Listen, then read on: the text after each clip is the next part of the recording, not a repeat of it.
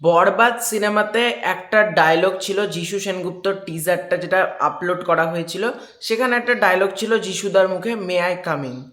এবার সেটা দেখার পর কিছু হেটার্সদের পুরো ফেটে গিয়েছে, বলছে মে আই কামিং ডায়লগটা কেজিএফ থেকে ঝেড়েছে।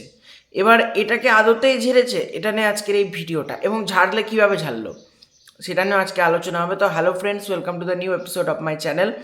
আমি মৈনাক, আর আপনারা দেখছেন মৈনাক এক্সপ্লেন্ড ইউটিউব চ্যানেল। তো আমাদের বাংলাতে একটা কথা আছে না, যে কুকুরের লেজ কখনো সোজা হয় না, কুত্তার লেজ কোনো দিন সোজা হয় না। যতই তুমি ঘি মাখাও, যতই তুমি দড়ি দিয়ে বেঁধে টান করে রাখো, কুকুরের লেজ জীবনে সোজা হবে না। এদের অবস্থা ঠিক কুকুরের লেজের মতন, এই জীবনে সোজা হবে না।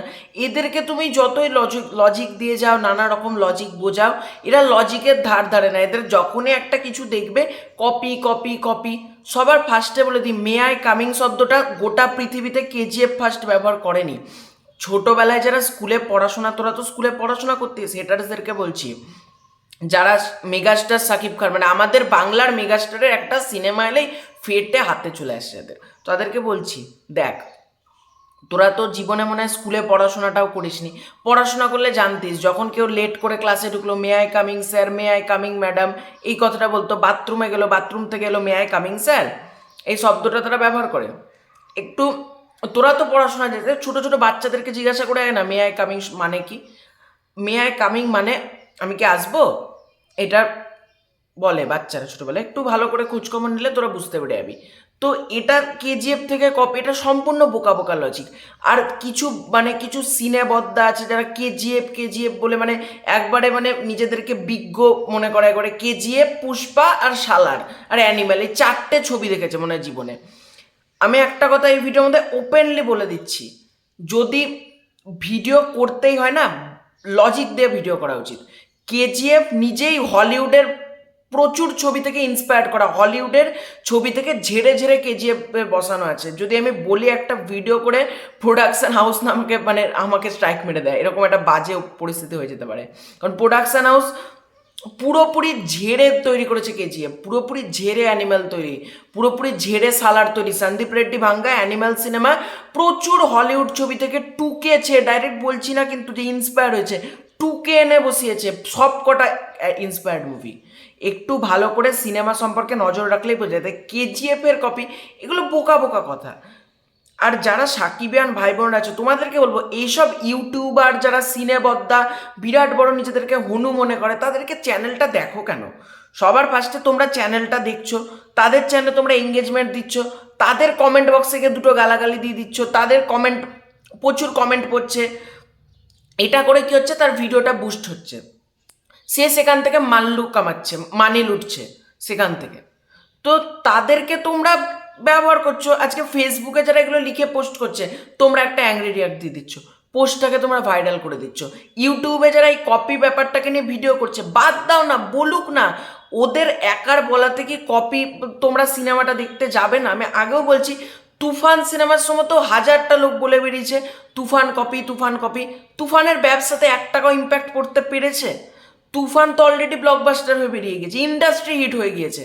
তাহলে মেগাস্টার সাকিব খানের সিনেমা কোথা থেকে কপি করলো না করলো কিচ্ছু যায় আসে না। আর যখন যিশু সেনগুপ্ত যখন এন্ট্রি নেবে মে আই কামিং বলে সিনেমা হলে, তোমরা নিশ্চয়ই ভাববে না এটা কেজিএফ এর কপি, তাহলে তো তো আমি তো এই সিনটাতে ইম্প্যাক্ট রাখতে পারবে না। যখন ক্যারেক্টারটা আমার মধ্যে ইমোশনালি অ্যাটাচমেন্ট করতে পারছে, তখন কিসের কপি? আর এই ডায়লগটা কোনো কপি হতে পারে না। মে আই কামিং সবাই ব্যবহার করতে পারে। আজকে আমি একটা মুভি তৈরি করে মে আই কামিং বলতে পারি, মে আই কামিং এর রাইটস কিন্তু কেজিএফ এর মেকার্সদের কাছে নেই। তাই এইগুলো বোকা বোকা কথা, যেগুলো লজিক নেই। আমি এর আগেও বহু এরকম ভিডিওতে বলেছি যে যেগুলো লজিক নেই সেগুলো ভিডিও বানানো বন্ধ করেছে।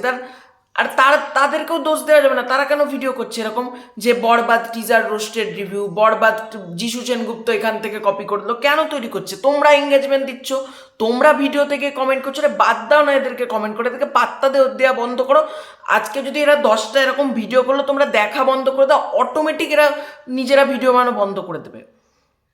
এটাই তোমাদেরকে বলবো, যে এদেরকে এঙ্গেজমেন্ট, এদের ভিডিওগুলো দেখা আগে বন্ধ করো।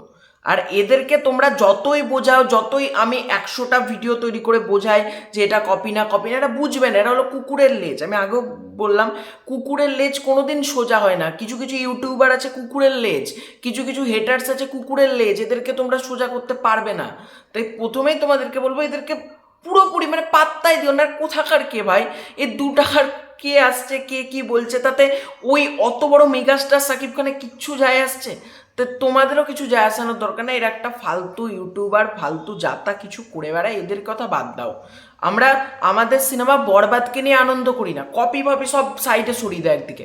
আমরা এখন শুধু বরবাদ নিয়ে মেতে থাকবো, বরবাদ, তাণ্ডব, এগুলো সর্বোপরি আমাদের মেগাস্টারের সিনেমা, আমাদের বাংলার মেগাস্টারের সিনেমা, এটা কিন্তু ভুলে গেলে চলবে না। তাই এইসব কপি বা যারা বলছে তাদের তাদের দিকে ডাইভার্ট না হয়, আমরা সিনেমার দিকে ডাইভার্ট হই, এটাই আমাদের জন্য বেটার। তো তোমাদের কেমন লাগলো কমেন্ট করে জানিও ভিডিওটা।